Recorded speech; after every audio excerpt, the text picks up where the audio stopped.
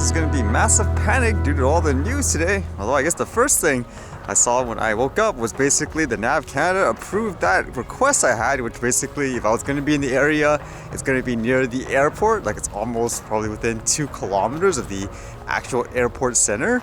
And with that, they basically said, yep, go ahead. So this time there's no phone call or anything.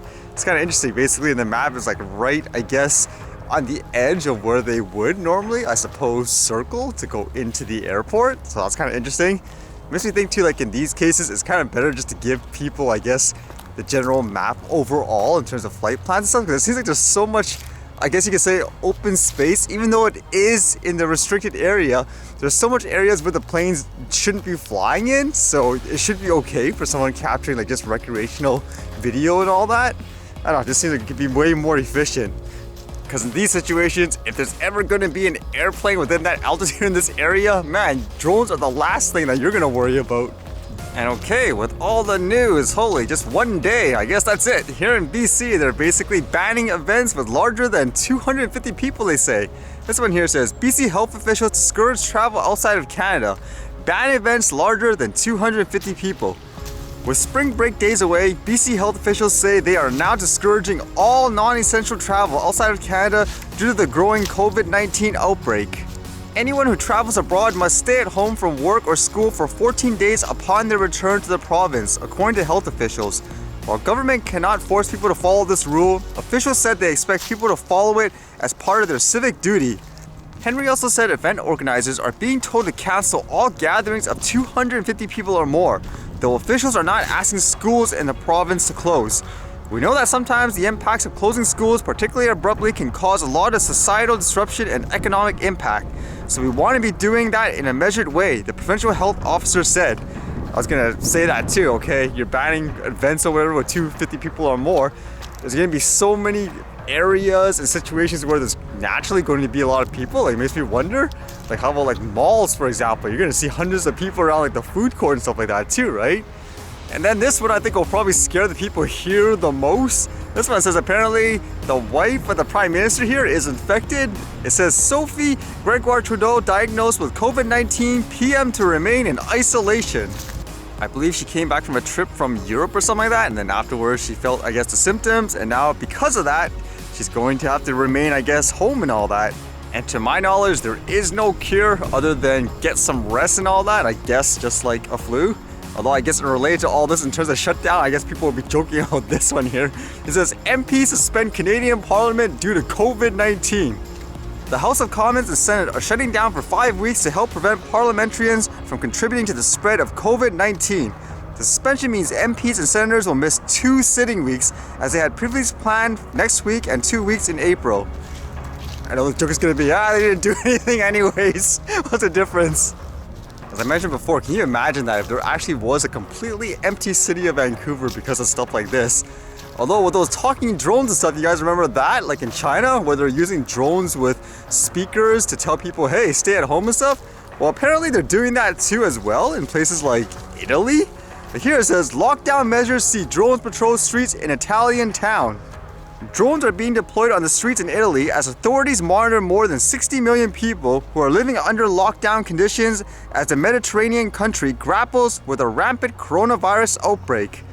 And you can see basically people are posting, I guess, videos of it. Like this one says, coronavirus video from Italy. This is what enforcing people to stay home looks like. Police patrolling the street with drones. Yeah, I guess you can see the operator, and it seems like the people that are seeing this up in the air, they're more, I guess, fascinated and entertained with it, because I guess it's still new, right? I know a lot of you even mention it as well. Usually when people see drones in the air, they're like, oh wow, that's really cool. According to this, the translation says what they're saying is, citizens, the current state of emergency requires us to not move from home unless absolutely necessary. Do not crowd the city and stay in your home. Give up what is not a primary necessity and make this sacrifice. Makes me wonder how many people would actually stay home in that case, because I know some of the arguments I've actually read about that is, if you stay home, then you can't work, for example, then people have no money, then eventually they're going to, quote, I guess, die anyways. If it's not the virus, it's basically you can't do your regular job and all that. So it's kind of a tough situation for a lot of people. Although I know here they're trying to introduce some stuff like that, I guess, to relieve things financially for people.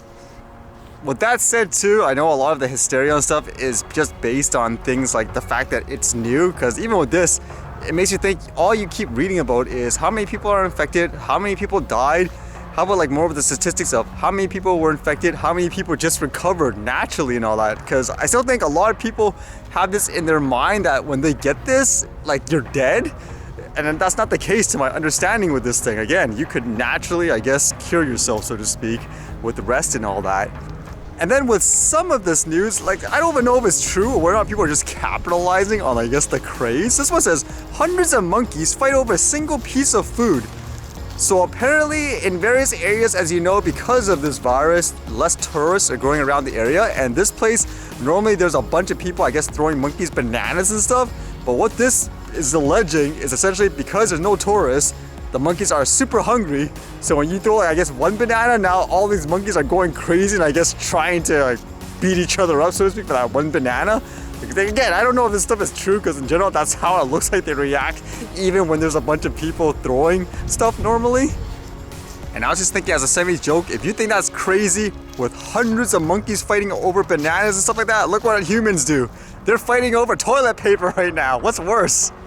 On a lighter note, I was reading this where apparently the company Canon might be releasing a camera that can shoot 8K video, and apparently a lot of people online were super skeptical, where it's like, oh yeah, 8K, whatever. It's probably like some kind of, I guess, cropped image. It's not true 8K and all that. I've never actually seen a company be this aggressive in their press release or response, stuff like that. Like from the official site, it says, Canon reveals further EOS R5 details, shutting down speculation that some specs are a quote fantasy. Signaling a new phase of Canon 5 series imaging and revolution in the mirrorless full camera category, Canon's EOS R5 will offer every photographer, not just professionals, access to high-quality imaging, cutting-edge 8K movie recording, new approaches to body image stabilization, and revolutionary subject detection and tracking performance features. I guess that's kind of cool. Again, it's just kind of interesting seeing a company respond that aggressively in that way.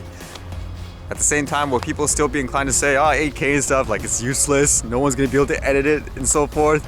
It's all about future proofing, because just a couple of years later, you'll probably say, oh man, now 4K is like so low res and all that. The memory to store all this will be the killer, of course.